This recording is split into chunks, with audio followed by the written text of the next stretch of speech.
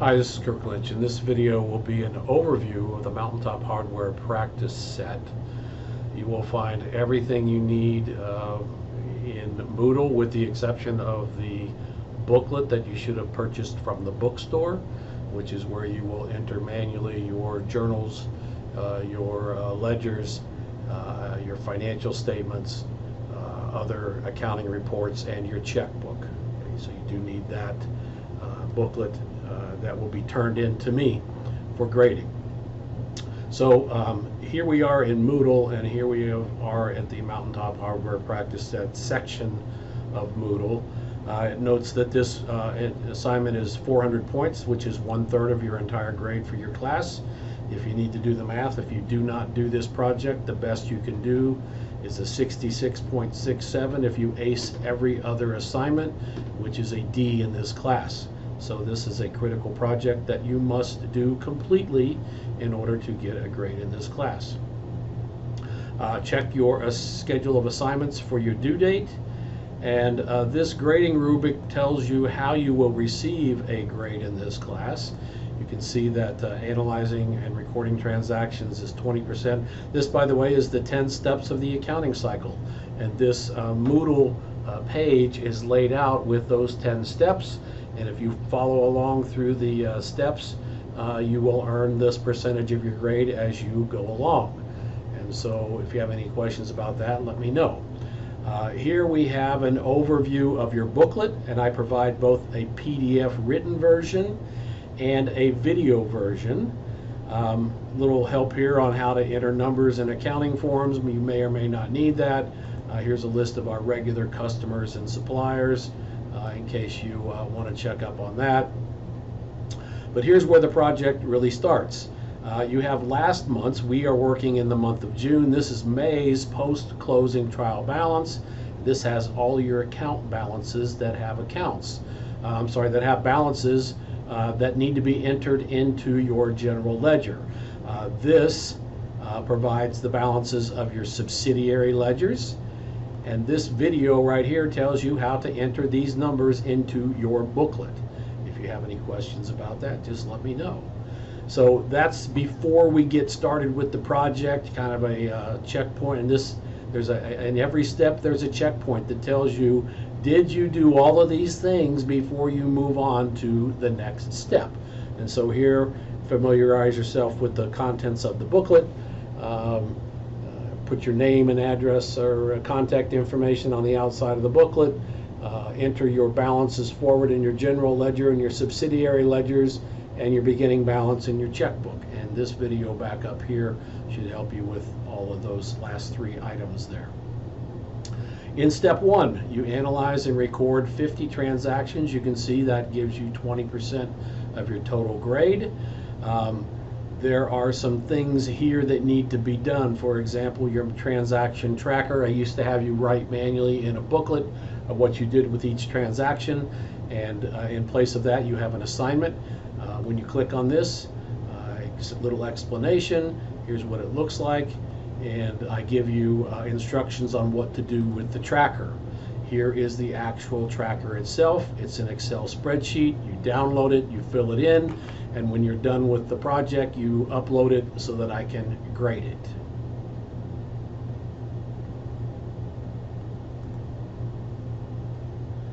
Here we have, sorry, I got a little ahead of myself here. Here we were with the tracker. If you prefer to do it manually without an Excel spreadsheet, you're not computer savvy, you can download this PDF and print it and manually fill out this tracker. And when you submit your booklet, you submit this manual tracker. I don't care which way you do it, but I need a record of what you did with all your transactions. Along those lines, we have deposit slips that need to get recorded. Here's some guidance on how to fill out the deposit slips. Here are Excel spreadsheets for 3 different deposits that need to be done within the project, and that'll become more clear as we get into the project a little deeper. If you prefer, again, not to use Excel, here's a PDF of a deposit slip. Actually, the 3 deposit slips, you'd fill them out manually, and submit that with your project when you turn your booklets in. If you're going to use Excel, each of these is an Excel spreadsheet. You download it, fill it out, and then load it back up for me to grade it here in Moodle. All right, now we get to the actual process. This transaction pages. This is a PDF. You may want to print this. You may want to keep this on your desktop and refer. It says easy access. I used to have this in a separate book, but we're just doing it with a PDF now to save you some money and to save some paper. So there are 50 forms, and you have to record these 50 forms in your booklet.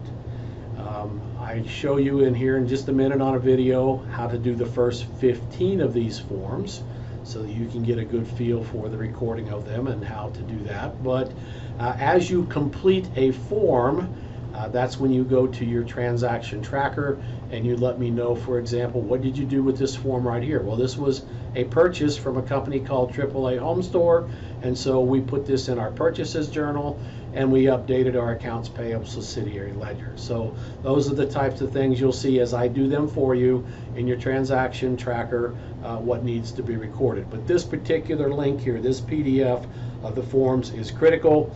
And again, you may want to print it, or you may just want to keep it on your desktop.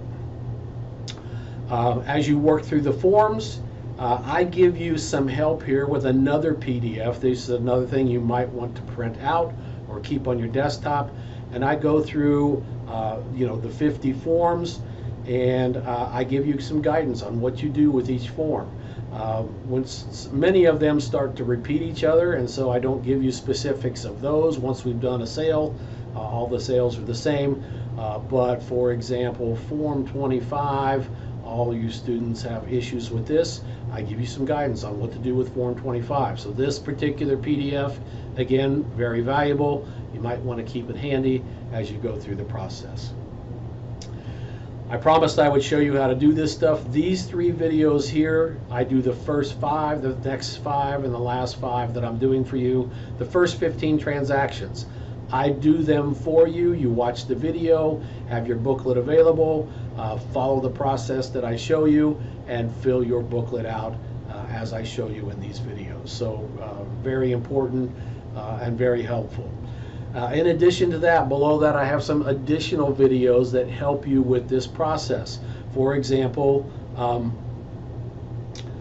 there's a repeat of the lecture on the merchandising business, and that might be helpful for some special journal information and subsidiary ledger information.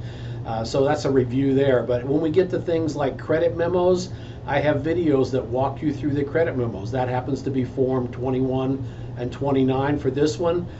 Forms 24 and 45, there's a video there. Form 28 and 46, which is payroll. I give you a video on how to record your payroll. And if you need a review on how to fill out deposit slips, I have a video for that too. Now these last 2 are earlier versions of videos. I make references to booklets instead of tabs within your booklet. Ignore those references. The process is valid, and you have all of this, these forms within your single booklet. Once you get done with the 50 transactions, I give you a checkpoint. Did you do all of these things? And if you did, it's time to move on to step 2, which is to post all of your stuff from your journals into your general ledgers. There's a video called Special Journal Posting Guidance. You should probably watch this video here. I put this same stuff in a PDF, so if you prefer reading, there's a version of it to be read. If you watch videos, here's a version to do that. I provide you with check figures of the amounts that should be in your booklet, so you can compare your numbers to the actual numbers, and when they don't match up, it's an excellent time to send me an email with a picture to say, I can't figure out why my numbers don't match the correct numbers, and I'll help you get them fixed. Okay. Once you're done posting information, here's a checkpoint. Did you do this stuff? And if the answer is yes, we move on to an unadjusted trial balance. I give you some help on how to do an unadjusted trial balance. Once you're done with that, I ask you to send me a picture of that page so I can validate your numbers that they are correct. and we would have another checkpoint. Those are the first 3 steps of the accounting cycle. Then we move on to step 4, and this is just to analyze, assemble and analyze adjusting data. You don't have to do that, I do it for you, so there's no points awarded here. And in step 5, prepare a worksheet. We do not do that in this project, so we move on from there. And we're at step 6, which is to journalize and post adjusting entries. Again, I give you some instructions and help there. And then here are the 10 adjusting entries that need to be journalized. And if you read through the help and journalize them, it's also a good time to send me a picture of the journal entries to see if you've done them correctly. If you need a little review on what are adjusting entries and what should they look like, here's some videos from chapter 3, a lecture and a sample homework problem. They would probably be helpful to refresh your memory. Then another checkpoint. Then we move on to step 7, which is prepare an adjusted trial balance. It's just like an unadjusted trial balance, except for the timing. This is 10% of your grade, as all these have a percentage associated with them. Once you're done with that, another checkpoint, another time that you should probably have me check your numbers for you, because if these numbers are correct, then the numbers on your financial statements will be correct. So we move on to step 8, which is your financial statements. In your booklet, I give you templates that need to be filled out. And there's a lot of guidance here, some instructions. There's a couple of videos for reviewing what a multi-step income statement should look like and a classified balance sheet should look like, and some more check figures for your financial statements on what your net income and your total balance sheet should be. Some more checkpoints. Then we go through the closing process. Again, some more help on the closing process. Some review videos from chapter 4 on what is the closing process and what is the goal. So if you need a little help updating what the closing process should look like, those videos would be helpful. 15% of your grade to get through that. And then the last step is the post-closing trial balance. It's yet one more trial balance. It's the last one that you do, and some more check figures. And then I ask you to read over this, and that's the way the project works. So I give you a step-by-step guidance on how to finish this project. Interwoven in all that is a lot of help in videos and written documents. And beyond that, if you still have questions, please email or call me, set up a time for an appointment if you need to do that. And I am more than happy to help you get through this process, but you just have to ask. Let me know if you need anything, and I'll talk to you soon.